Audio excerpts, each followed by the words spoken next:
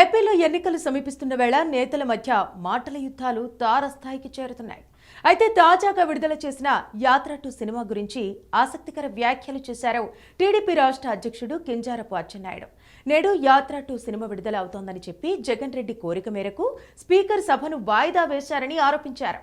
చివరి అసెంబ్లీ సమావేశాలను budget తతంగాన్ని YCP ప్రభుత్వం అపహాస్యం చేస్తోందని మండిపడ్డారు. శాసనసభ ఉదయం 9 గంటలకు ప్రారంభమవుతుందని చెప్పారని, కానీ 9:15 వరకు సభలో ఎవరూ లేకపోవడంతో సభను వాయిదా వేశారని ఆగ్రహం వ్యక్తం చేశారు. తిరిగి 11 గంటల వరకు సభను సమావేశపరచలేదని వెల్లడించారు. అందుకే టీడీపీ శాసనసభ పక్షం ప్రభుత్వ తీరుపై తీవ్ర స్థాయిలో నిరసన వ్యక్తం చేసిందని, సభ్యులందరం బయటకు వచ్చేశామని అచ్చెన్నాయుడు వెల్లడించారు. ఇక డోల బాల వీరాంజనేయ స్వామి కూడా తన శైలిలో వైసీపీ ప్రభుత్వంపై తీవ్రంగా విరుచుకుపడ్డారు. ముఖ్యమంత్రికి వైసీపీ సభ్యులకు సినిమాలే ముఖ్యమయ్యాయని అన్నారు.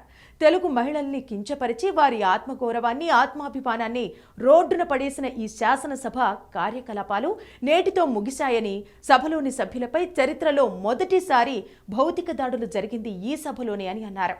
ఆంధ్రప్రదేశ్ రాష్ట్రం ఏర్పడినప్పటి నుంచి నేటి వరకు ప్రజాస్వామ్య చరిత్రలో ఉమ్మడి రాష్ట్రంలో కానీ, విభజన అనంతరం రాష్ట్రంలో కానీ శాసనసభ జరిగిన తీరు ఒకెత్తైతే 4 ఏళ్ల 10 నెలల జగన్ రెడ్డి దుర్మార్గపు పాలనలో జరిగింది ఒక ఎత్తు అని నిమ్మల రామానాయుడు మండిపడ్డారు. ఇలాంటి అనేక దుశ్చర్యలకు, ప్రజాస్వామ్య చర్యలకు వేదికగా నిలిచిన ఈ సభలో చేసిన అనేక ప్రజా వ్యతిరేక చట్టాలకు సంబంధించిన జీవోలను తగులబెట్టామని అన్నారు. జగన్ రెడ్డి దుర్మార్గపు పాలనలో గౌరవ సభగా మారిన శాసనసభ తిరిగి చంద్రబాబు, పవన్ కళ్యాణ్ల నాయకత్వంలో గౌరవ సభగా మారాకే తిరిగి టీడీపీ సభ్యులమందరం సభలో అడుగు పెడతామని రామానాయుడు స్పష్టం చేశారు.